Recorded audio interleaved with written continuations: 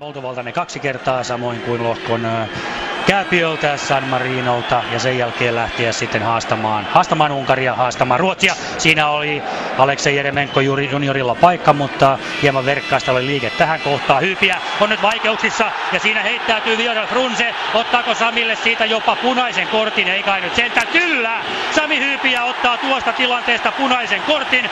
Puolalaistuomari Robert Malek katselee, että Hyypiä kaataa siinä Viorel Frunzen, joka on pääsemässä läpi ja Hyypiä oli alimies. Aika rajulta tuomiolta tämä kyllä vaikuttaa.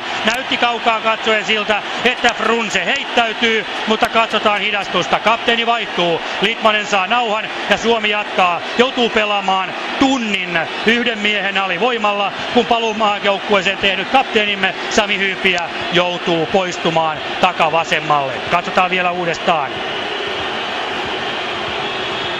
Kyllä tuosta tietysti voi ja pitää varoittaa ilman muuta, se on ilman muuta selvä. Ja jos tulkinta on se, että Hyypiä alempana miehenä kaataa tällä lailla Frunzen, kuten kiusallisesti tämä hidastuskuva paljastaa, ei siinä hyvin sijoittuneena olevalla Malekilla taida olla muuta vaihtoehtoa kuin kaivaa rintataskustaan punainen kortti. Se oli ensimmäinen kortti tähän kauteen.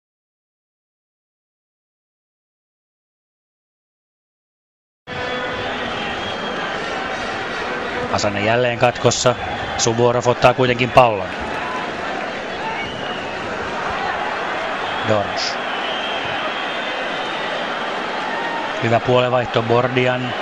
Hämäläinen, joka nyt on siirtynyt vasemmalle, Porokara oikealle. Ja tästä tulee Moldovalle vapaa potku. Zigirlas saa nilkoilleen rikkojana Niklas Moisander. Ja saman tien Moldova myös vaihtaa.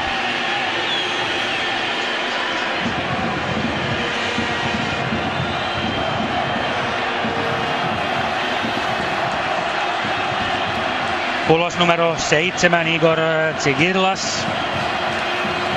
Semjan Bulgaru toppari tulee vain pikku huikalle. Zigirlas tulee laidalta, oikealta laidalta, laitalinkin paikalta pois. Bugajov on ihan puhdas kärkipelaaja samalla tavalla kuin Viorel Frunzekin, ja se saattaa johtaa siihen, että numero 15 Anatoli Doros siirtyy tuolta kärjestä enemmän sitten oikealle ja sitä kautta osallistuu joukkueen hyökkäyspeliin. Nyt on loistava paikka ja pallon takana Vitalie Bordian. Jeremenko juniorin seurakaveri Harkovin Metallist joukkueessa.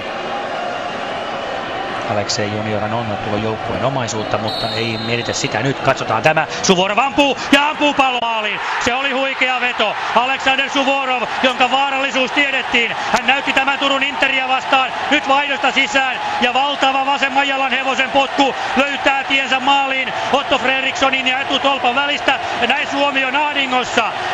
0-1 Suomen näkökulmasta ovat lukevat. Suvorov iskee ja Moldova johtaa tätä kamppailua 1-0. Se oli kylmääkin kylmempi isku. Se oli kerta kaikkiaan kammottava tilanne Suomen näkökulmasta. Näytti siltä, että Bordian ampuu, vaan ei. Pallo nousee korkeuksiin, mutta yläkierre puree ja se pudottaa pallon Suomen verkon perukoille.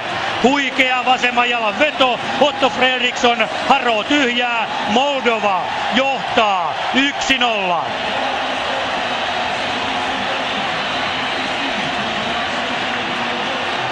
Veto on komea, se on häikäisevä, ei kahta sanaa siitä.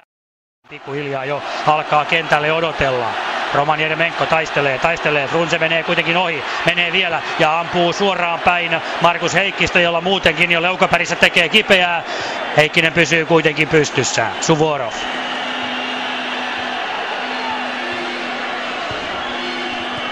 Doros.